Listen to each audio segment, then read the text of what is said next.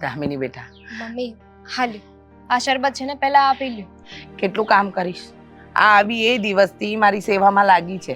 હા, તારી સાસરીમાં પણ તારે બધું કરવાનું, અહીંયા પણ કરવાનું. અરે થોડો ઘણો આરામ કર. આ મને સાજી કરવામાં તું ન બીમાર પડી જાય.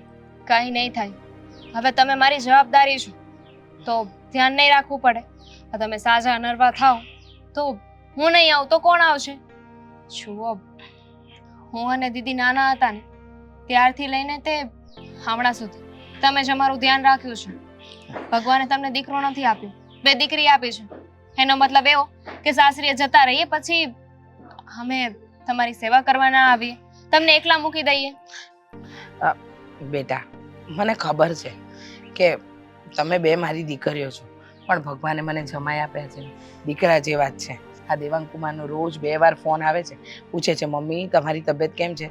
પણ હા, આજે કહેતા હતા કે તારા નણંદ રહેવા આવવાના છે. હા, મારી સવારે જ એમની સાથે વાત થઈ કે આજે મારા નણંદ બા આવવાના છે 2-3 દિવસ રોકાવા માટે.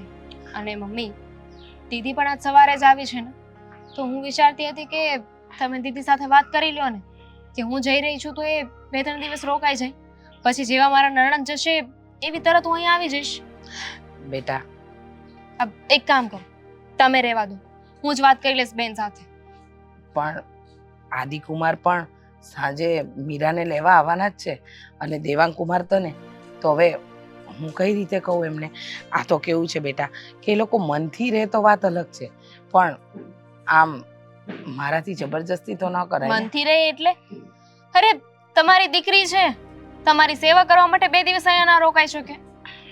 તમે ચિંતા નહીં કરો, હું છે ને હમણાં જ મીરા સાથે વાત કરી લઉં છું. હું દીદીને સમજાવી દઈશ કે 2 દિવસે અહીંયા રહે, બાકી તો ક્યાં આપણે એને કહેવાના છીએ. મને ખબર છે આ છેલ્લા 15 દિવસથી તું અહીંયા છે, તારું ઘરે સંભાળે છે, મને સંભાળે છે અને બધું જ સંભાળી લે છે. પણ ખબર નહીં, આ મીરા જો ને પરણીને પછી થોડી બદલાઈ ગઈ છે. પહેલા ઘરનું બધું કરતી હતી, હવે તો અહીંયા આવે ને તો મને ટેન્શન થાય છે. તને ખબર છે ને બેટા, એને ત્યાં નોકર ચાકર છે એટલે એને બહુ કામ હાથમાં આવતું નથી. પણ હવે મારાથી તો કાંઈ કહેવાય પણ નહીં. પરણાવી દીધી, પારકી થઈ ગઈ, હવે હું કંઈ કહેવા જાઉં ને તો એમ થશે કે તું મારો સુખી સંસાર નથી જોઈ શકતી. સાચી વાત છે તમારી. દીદીના સ્વભાવમાં થોડો બદલાવ તો આવ્યો છે, પણ જવા દો ને, શું ફરક પડે છે એનાથી? હવે એ ત્યાંની રીતે રહેતી હશે, એમ પણ ત્યાં નોકર ચાકર છે, એટલા લોકો એની સેવામાં હોય છે, હર્યું ભર્યું ઘર છે એનું, કંઈ કામ તો કરવાનું નથી હોતું. એટલે અહીં આવતી હશે ને તો ત્યારે કામ કરવામાં થોડી તકલીફ પડતી હશે, એટલે એનો સ્વભાવ એવો થઈ ગયો હશે.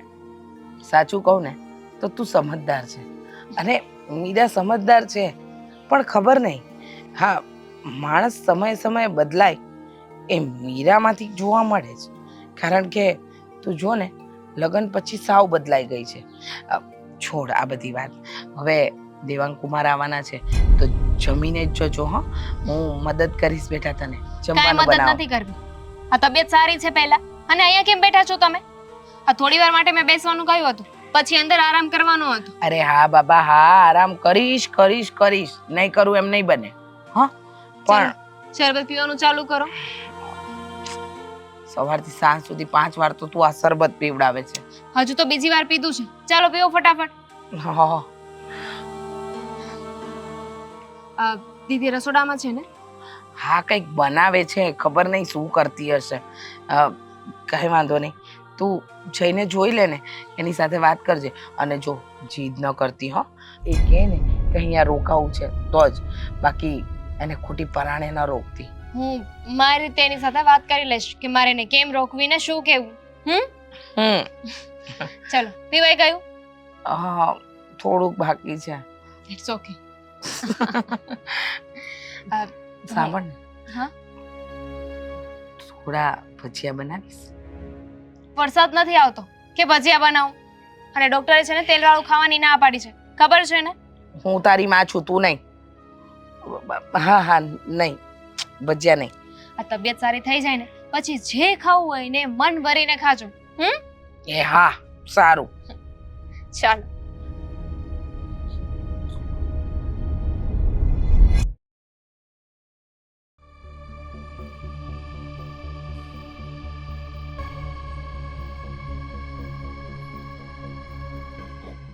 દીદી હા થઈ ગયું કામ?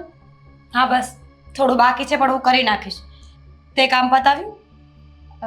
હા, મમ્મીને શરબત આપી દીધું. હમ. જો તું અહીંયા કામ કરે છે એના માટે થેન્ક યુ. હા હવે ક્યાં જવું? આવ્યા હોય તો કામ તો કરવું જ પડે ને. જો બેન, તું અહીંયા આવે છે અને રાત્રે વહી જાય છે. હમ. આજે મારા નણંદ બા ઘરે આવવાના છે, અમારા ઘરે. તો તો હું હવે અહીંયા નહીં રોકાઈ શકું. 2-3 દિવસ છે ને મારા નણંદ બા રોકાવાના છે. તો તું મને શું કહે છે પણ? તારા નણંદબા રોકાવાના હોય તો તારો પ્રશ્ન છે, હું શું કરું? સાંભળીશ આખી વાત તો તને ખબર પડશે ને કે તારો પ્રશ્ન છે કે નહીં. હા બોલ. એ રોકાવાના છે ને એટલે મારે ઘરે જવું પડશે. તો દેવાંગ મને લેવા આવવાના છે એટલે હું ઘરે જવાની છું. તો પ્લીઝ 2-3 દિવસ તું અહીંયા રોકાઈશ. બિલકુલ નહીં. તને ખબર છે ને, એક તો મને એસી વગર ઊંઘ નથી આવતી, છતાં પણ મારે અહીંયા કેટલું એડજસ્ટમેન્ટ કરવું પડે છે.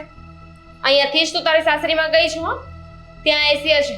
આપણા ઘરે પહેલા એસી નહોતું ને અત્યારે પણ નથી. પહેલા નહોતું ત્યારની વાત અલગ હતી. હવે મને આદત પડી ગઈ છે. આ છેલ્લા 3 વર્ષથી હું રોજ એસીમાં જ સૂઉં છું. તારી બધી વાત સાચી, પણ આપણા મમ્મી બીમાર હોય તો તું એટલું એડજસ્ટ ના કરી શકે. બિલકુલ નહીં. દિવસની વાત આખી અલગ છે. દિવસ તો ગમે એમ કરીને નીકળી જાય છે, પણ રાત્રે મારે શું કરવાનું? જો દામિની, 100 વાતની એક વાત છે, મને હવે આ બધી વસ્તુઓની આદત નથી. અહીંયા માઇક્રોવેવ ઓવન નથી. મમ્મીને ભૂખ લાગે ને એટલે અહીંયા ખાવાનું ગરમ કરવું પડે છે. અરે ઘડી ઘડી હું થોડી વૈતરા કરવાની. હા, તો પહેલા પણ આપણે એમ જ જીવતા હતા. તો આટલા વર્ષોની ટેવ ભૂલાઈ ગઈ અને 3 વર્ષની ટેવ એ તને પડી ગઈ છે. બળતરા થાય છે ને મારી. સાચું કહેજે કે મારી બેન સારા ઘરમાં સાસરે છે અને હું ગરીબીમાં. શું બોલે છે તું? મને શું કામ ને એવું થવું જોઈએ? તો શું કામ મને સલાહ આપે છે? હું અહીંયા મોટી થઈ છું ને એ મને ખબર છે. તારે કહેવાની જરૂર નથી, પણ હવેની મારી આદતો અલગ છે.